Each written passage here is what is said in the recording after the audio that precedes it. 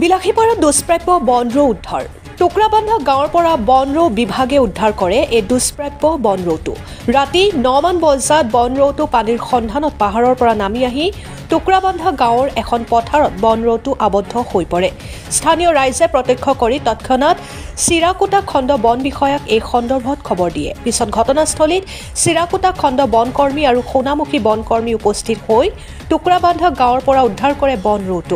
বনৰৌটো উদ্ধাৰ কৰি চিৰাকুটা খণ্ড বন কাৰ্যালয়লৈ লৈ অনা হয় যদিও পিছত বনৰৌটো সুস্থ অৱস্থাত হালকুচা আঞ্চলিক বন বিষয়াৰ নিৰ্দেশ অনুসৰি হালকুচা সংৰক্ষিত বনাঞ্চলত এৰি দিয়ে বিলাসীপাৰাৰ পৰা মফিদা বেগমৰ ৰিপৰ্ট অৰুণোদয় আছাম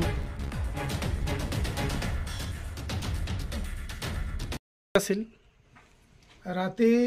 9টা মান বজাত এই আমাৰ হজৰত ভাই গৈ মোক ক'লে যে এনেকুৱা কথা মই ঘৰত গৈ থাকোতে তোমালোকৰ যে খালি মাটিখিনি আছে তাতে এটা বনৰৌ মানে পানী খাবলৈ আহিছিল আৰু কিবা ঘুৰা কৰি আছিল তো বস্তুখিনি মই উদ্ধাৰ কৰিছো এতিয়া কি কৰিম মানে গম নপোৱা হৈছো আপনি কি ৰেঞ্জ অফিসত ফোন এতিয়া আমি মোৰ ওচৰত নাম্বাৰ আছিল মই ৰেঞ্জাৰ ছাৰক ফোন কৰিছিলো যে ছাৰ এনেকুৱা কথা মানুহ এজনে বনৰৌ এটা উদ্ধাৰ কৰিছে তো বস্তুটো আপোনালোকে সমজাই ল'ব লাগে কত উদ্ধাৰ হল এইটো টুকুৰাবান্ধা গাঁৱত উদ্ধাৰ হৈছে আমাৰ এই পাহাৰৰ তলতে নামি আহিছে পাহাৰৰ পৰা আপোনাৰ নামটো কি মোৰ নাম ইয়াকুব আলী কি আছিলে এইটো মানে বনৰৌ টুকুৰাবান্ধা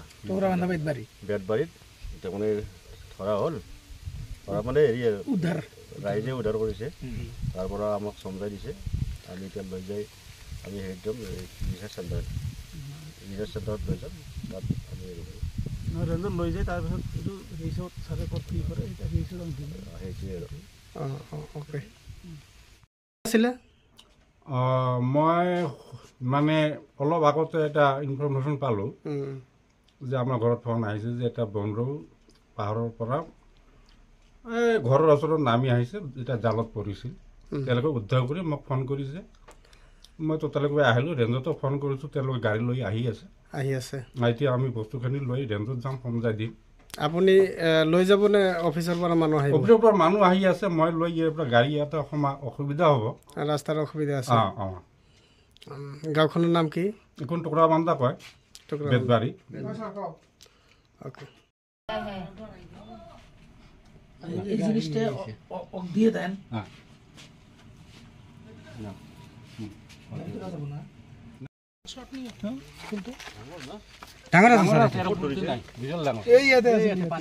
দিয়ক না আমি কি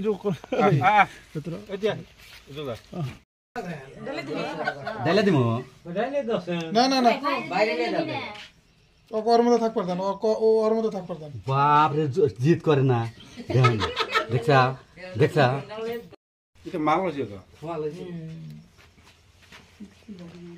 একটা